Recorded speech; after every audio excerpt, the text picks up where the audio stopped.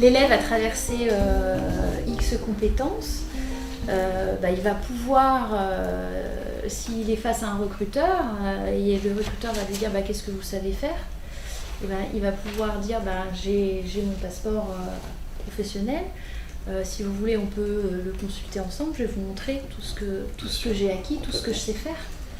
Et chose que on va dire un élève à son bac pro passe un entretien de recrutement, s'il a rien, il aura oublié tout ce qu'il a fait, enfin, même si sur le moment il saura faire, mais expliquer, revenir sur des compétences qu'il a traversées il y a ça 1 an ou 2 ans, c'est compliqué pour lui, alors que là il aura une trace numérique ou papier et il saura exactement se positionner et dire ce dont il est capable ou pas. Ce que tu as dit est très important. Tu as dit qu'est-ce que je sais faire, pas qu'est-ce que tu connais. Non, parce que c'est différent de connaître que de savoir faire. Parce que dans son passeport, c'est les activités qu'il a réellement exercées. Donc ça, c'est très important. C'est une grosse différence. Pour un entrepreneur, c'est fondamental. Donc ça veut dire que lors d'un entretien oral, il peut éventuellement amener son support et proposer de le visualiser. Est-ce que ça peut aider à l'élaboration du CV ? Par rapport à une réponse, à une demande, à une offre d'emploi facile. Même avant, on disait dans une de motivation, je suis rigoureux, bref, comment on le prouve ça? Et avec le passeport pro, on a des traces de ce qu'on a fait, c'est-à-dire que je sais faire ça, pourquoi je sais faire ça, je peux le prouver en disant, voilà, j'ai traversé telle situation, j'ai fait ça, je l'ai fait de cette manière-là, enfin on a de la matière pour...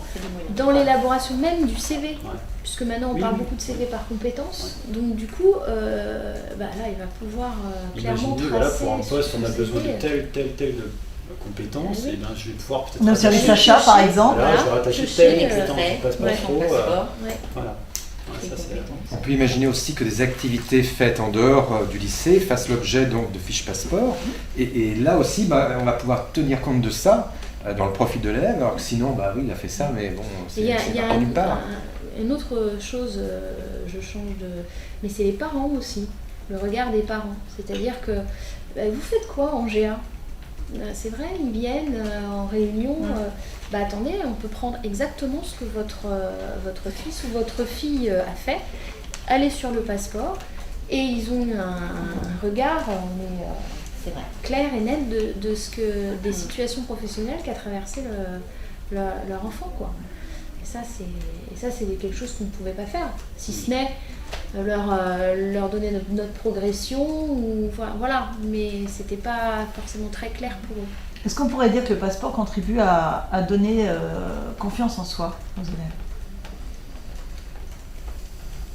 élèves ? Oui, donner confiance en soi, parce qu'ils sont obligés de passer par une phase d'explication de ce qu'ils savent faire.